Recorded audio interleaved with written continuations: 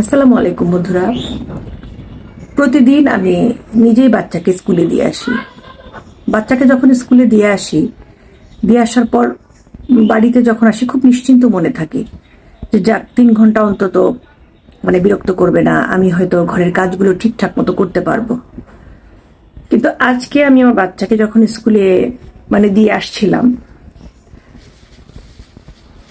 বিশ্বাস করো বন্ধুরা, আমার না হাত পা কাঁপছিল। আমার মনে হচ্ছিল আমি ওখানেই থাকি। আসলে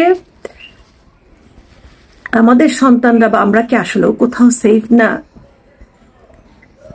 আজকের পর থেকে আমার মনে হয় না আমি আমার সন্তানকে স্কুলে দিয়ে বাসায় এসে শান্তিতে থাকতে পারবো। আমার সেই শান্তিটা নষ্ট হয়ে গেছে। আমার আমার সন্তান ক্লাস 2-এ পড়ে, ছোট্ট একটা মানুষ, নিষ্পাপ।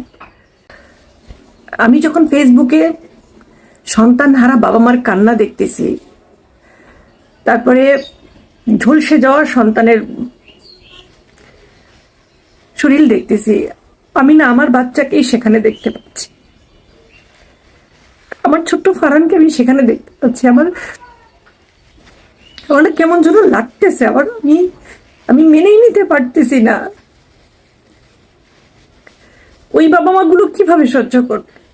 আমি আল্লাহর কাছে একটাই দোয়া করব, যেন যে বাবা মারা সন্তান হারা হয়েছেন বা তাদের বাচ্চারা আহত হয়েছে, আল্লাহ যেন তাদেরকে ধৈর্য ধারণ করার তৌফিক দান করে।